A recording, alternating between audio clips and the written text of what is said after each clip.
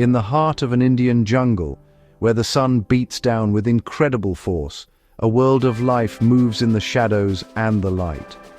The air is thick and heavy, filled with the constant buzz of insects and the distant calls of colorful birds. Towering trees with massive tangled roots create a dense green canopy overhead, allowing only slivers of sunlight to reach the forest floor. This is a place of survival where every creature, big or small, plays a vital role in the intricate web of life. It's a world where danger and beauty exist side by side, where one wrong move could be the last. The ground is a carpet of fallen leaves, twigs, and rich, damp earth, home to countless hidden animals. Among this vibrant life was a magnificent black cobra, a true serpent king. Its scales were the color of polished jet, gleaming under the dappled sunlight as it moved. This snake was long and powerful, a master of its domain. Cobras are incredibly impressive reptiles, known for their iconic hood and potent venom. This one was searching for a cool, dark place to rest, away from the intense midday heat that was baking the jungle floor. It moved with a silent, fluid grace, its body gliding effortlessly over the uneven ground, a dark ribbon of life against the earthy tones of the forest. Its senses were sharp, tasting the air with its forked tongue to gather information about its surroundings. At the same time, high up in the canopy, a small honeybee was hard at work. This tiny creature, with its fuzzy, striped body and delicate, transparent wings, was on a mission. It was a forager, one of thousands from a nearby hive, tasked with collecting sweet nectar from the jungle's abundant flowers. The bee darted from one vibrant blossom to another, its legs dusted with golden pollen. It was a picture of diligence, completely focused on its task. The bee was an essential part of this ecosystem, a pollinator that helped the forest to flourish and thrive. Its world was one of color, scent, and the constant hum of its fellow workers. The cobra continued its journey, its belly scales feeling the texture of the earth beneath it. It was not hunting, merely seeking refuge. Its eyes, dark and unblinking, scanned the path ahead for any sign of a suitable shelter, perhaps a hollow log or a cool burrow beneath the roots of an ancient tree. The snake was patient, moving with a deliberate slowness that conserved its energy in the sweltering heat. Every flicker of its tongue brought in new scents, telling it about the creatures that had passed by recently and the plants that grew nearby. It was a solitary traveler, navigating its world through a combination of sight, smell, and a keen sense of vibration in the ground. The cobra's path led it towards a large flowering bush, covered in bright pink blossoms that were a favorite among the local bees. The snake, seeking the shade beneath the bush's low-hanging leaves, was completely unaware of the bustling activity just above. It saw only the cool, dark space that promised relief from the sun. The cobra began to coil itself slowly, preparing to settle down for a rest. Its long, muscular body arranged itself into a neat, dark circle, a common posture for a snake at ease. The world for the cobra was about to become still and quiet as it waited for the cooler hours of the late afternoon to arrive. It was in its own world, focused purely on comfort and safety. Meanwhile, our little honeybee had just finished gathering nectar from a particularly sweet flower. With its nectar sac full, it was ready to return to the hive. It took flight, a tiny buzzing marvel of nature, and began its journey back home. Its flight path, however, took it directly over the spot where the cobra had decided to rest. The bee was not looking for trouble, it was simply following the most direct route back to its colony. Its world was one of flowers and flight paths, not of dangerous predators lurking on the ground below. It was a creature of the air, and its attention was fixed on the sky and the familiar landmarks that would guide it home. Suddenly, the cobra sensed a change in the air. A low, persistent buzzing sound grew louder, and a tiny moving shadow flickered across its coiled body. The snake, instinctively wary of any sudden movement or unfamiliar sound, lifted its head.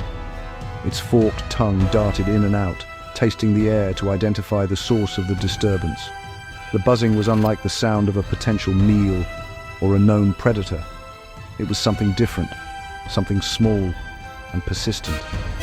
The cobra's body tensed, its muscles readying for action. The peaceful rest it had sought was now interrupted by this strange and unexpected visitor. The bee, flying low, almost collided with the serpent's raised head. In that split second, two vastly different worlds met. The bee, startled by the sudden appearance of a large, dark shape, hovered in mid-air, its wings beating furiously. It saw the cobra not as a snake, but as a massive, unexpected obstacle. The cobra, in turn, saw the bee as a tiny, buzzing intruder in its personal space.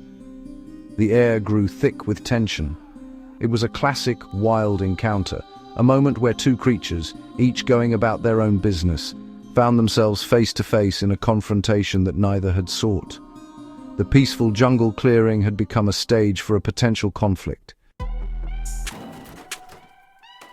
The cobra reacted with lightning speed. Feeling threatened by this close encounter, it rose up, flaring its famous hood. This is a classic defensive display for a cobra. It makes the snake look much bigger and more intimidating to a potential threat. Its body formed a graceful S shape, poised and ready to strike if necessary. The cobra wasn't being aggressive, it was being defensive.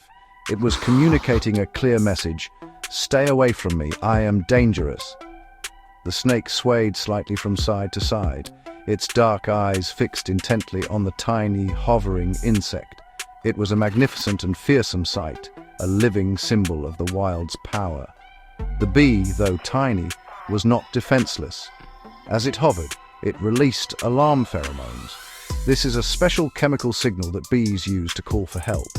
It's an invisible message that travels through the air, alerting other bees in the area to a potential danger.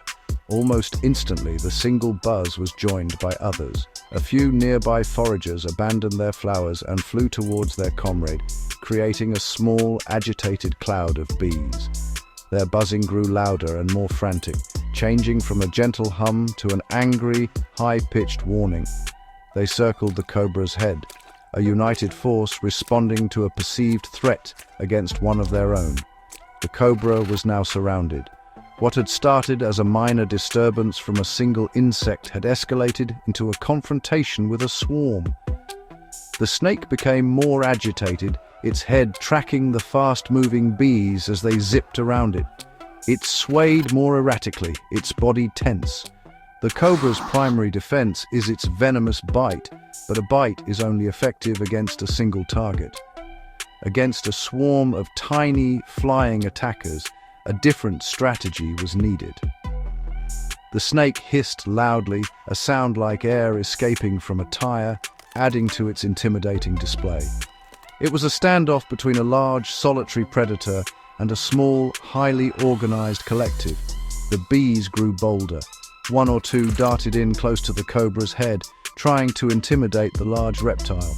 A bee's sting is its ultimate weapon, but using it is a final act, as the bee will die shortly after.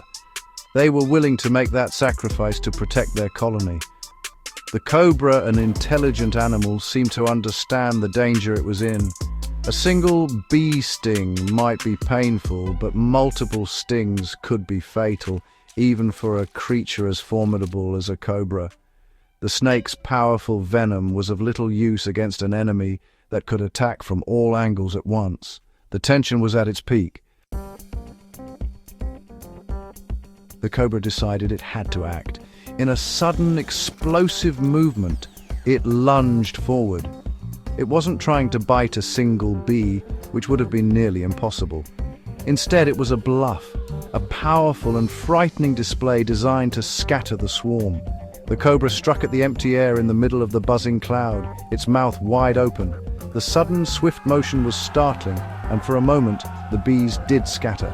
The air cleared just enough for the cobra to see its chance. The snake had used its speed and intimidating presence not to attack, but to create an opportunity to escape the escalating situation. The bees, though momentarily dispersed, were not defeated. They quickly regrouped, their angry buzzing returning. But the cobra was already on the move. It did not wait for a second confrontation. With its hood still partially flared, it uncoiled its body and began to slither away as quickly as it could. It abandoned its plan for a peaceful rest under the bush and instead headed for the deeper, denser parts of the undergrowth. The snake understood that this was a battle it could not win. It was a practical decision, a retreat born from the instinct for self-preservation. The mighty cobra was being driven away by a handful of tiny insects. Once the cobra had disappeared into the shadows, the bees' agitation began to subside. Their alarm pheromones slowly dissipated in the warm jungle air. The buzzing softened, returning to its normal industrious hum. One by one, the bees returned to the pink blossoms, their brief but intense battle over. They went back to their vital work of collecting nectar, the memory of the dark serpent fading. The jungle returned to its state of relative peace. The encounter was over, leaving no trace behind, except for the profound lesson it offered to any who might have witnessed it. This incredible showdown between the cobra and the bees teaches us a powerful lesson about the natural world. It shows that in nature, size and strength are not the only things that matter. The cobra, a deadly predator, was outmatched by the unity and determination of the small bees. It highlights the importance of respect for every creature, no matter how small or seemingly insignificant.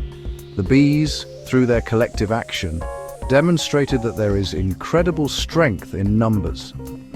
This encounter reminds us that survival in the wild is a complex dance of strategy, adaptation, and knowing when to fight and when to retreat. Every animal has its own unique set of skills to navigate its world.